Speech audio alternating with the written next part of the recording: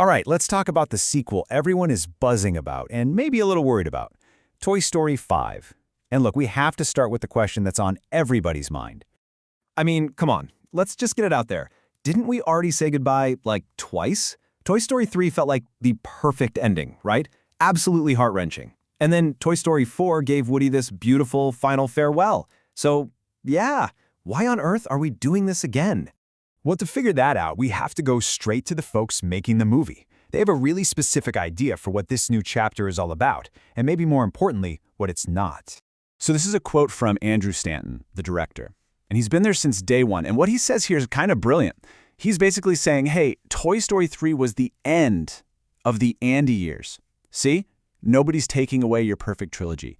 By framing it like that as a complete chapter, it suddenly gives them the freedom to explore what comes next, you know? To let this world grow and change with the times. Okay, so if it's not Andy's story anymore, what could possibly be a big enough deal to bring the whole gang back together? Well, it turns out the new threat is something a lot of kids, and probably a lot of parents watching, are dealing with in their own homes right now. This really sets up the new battlefield, doesn't it? It's not just a toy versus toy squabble anymore. This is a clash of titans. On one side, you have good old-fashioned analog play. You know, using your imagination, running around. It's the whole soul of the original movies. And on the other side, the digital world, screens, connectivity, everything that dominates a kid's life today. So the toys aren't just fighting for shelf space anymore. They are literally fighting for the idea of playtime itself. And meet the face of that new challenge, a character named Lilypad.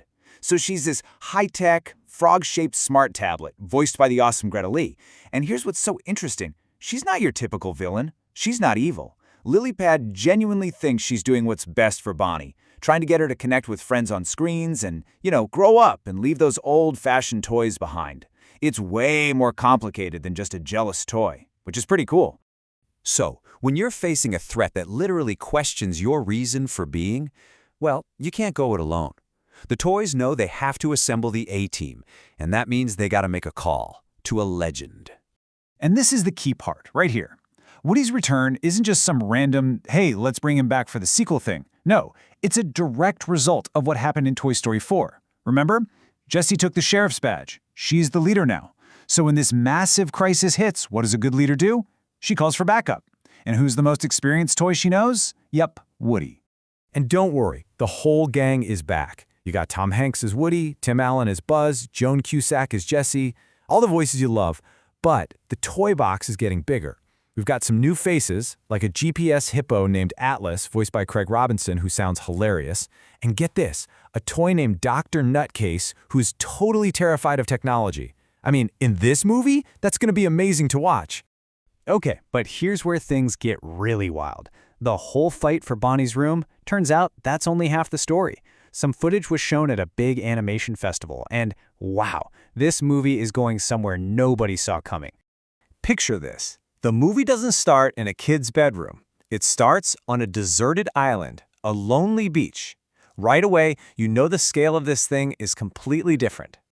So, a single Buzz Lightyear wakes up alone on this beach, and he finds a shipping container, and inside, dozens and dozens of other Buzz Lightyears, all still in their boxes, all stuck in that toy mode from the first movie.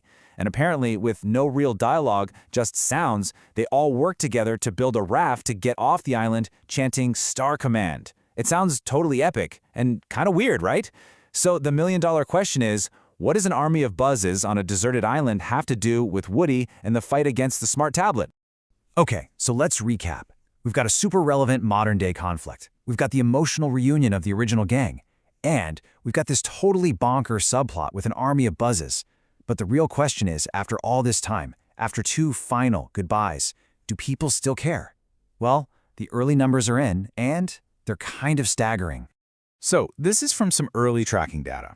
Right now, Toy Story 5 has an audience interest score of 59%.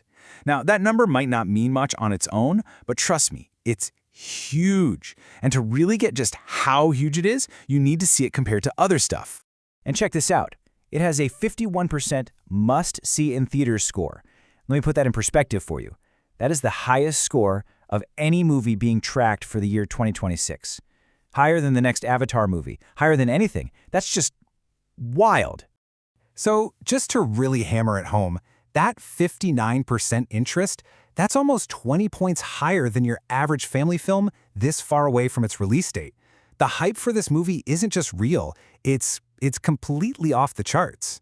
So when you look at the whole picture, a story that isn't afraid to tackle why people are skeptical, a conflict that pits our own nostalgia against modern technology, and tracking numbers that are just through the roof, it really seems like Pixar is making a huge, confident bet here. So maybe the question we should be asking isn't just, why are they making another Toy Story, but maybe, just maybe, could this 30-year-old story be about to have its biggest moment ever?